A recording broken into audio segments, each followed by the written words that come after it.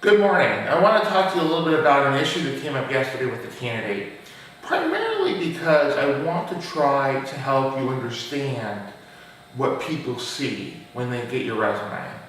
I had an applicant yesterday email me and ask me why he keeps submitting resumes to our company but never hears back from anybody. I emailed him back in a kind way, asking him if he would like me to give him some feedback on his resume. Told him I looked at his resume and I could tell him why he's not getting responses. His response to me starting off was, "I'm going to have to go with your lack of clarity and professionalism, but I could be mistaken." Let's talk a little bit about his response first. Anytime you ask somebody for feedback, you have to be willing to accept what feedback you get. You can't ask for feedback and then start the conversation with, "You don't know what you're talking about." Because at the end of the day, then what's the point of me giving you your feedback?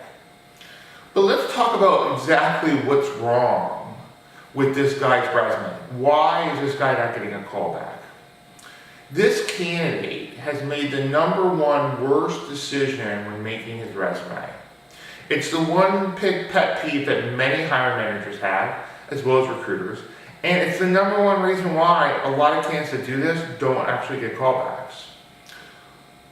What you do with your resume and what you put forth as far as effort tells a story about a person.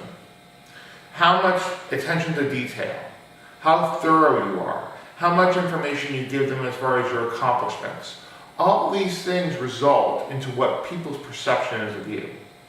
So when you put little to no effort into your resume, you're basically telling the person on the other end, "I don't care. I don't give a crap."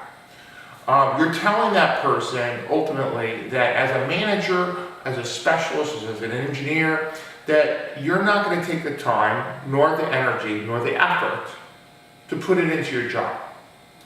So why am I characterizing this candidate as such a candidate? When I first looked at his resume, I noticed something right away.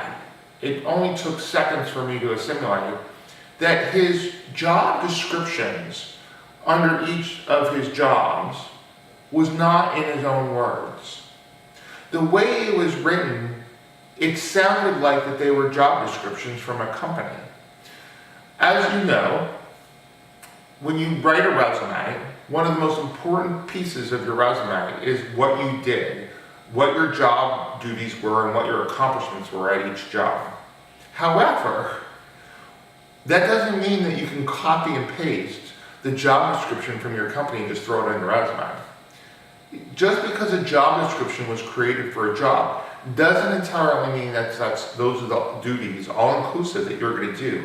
As well as, it doesn't mean that you're not doing additional duties. And quite frankly, it's pure laziness for anybody just to copy and paste the job description of their job onto their resume. And that's exactly what this candidate did.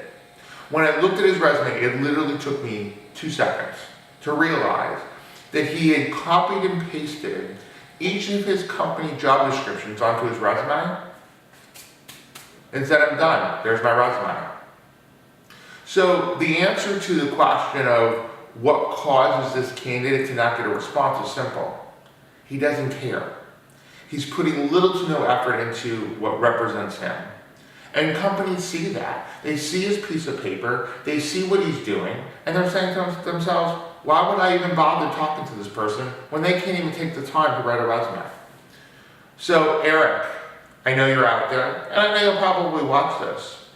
Number one rule of thumb, when you're writing a resume, don't copy and paste anything when it comes to your job from a company or from a previous position and put it on your resume. Take the time. Write something out in detail. Talk about what you actually experienced. Talk about what you were actually responsible for. Show the effort that you're actually looking. If you have any questions, you need tips on resume writing, you need help with finding positions, or you're a company looking to fill jobs, hit me up at michael@michaelglinter.com or go to my website at www.michaelglinter.com. You have a wonderful day and a happy new year.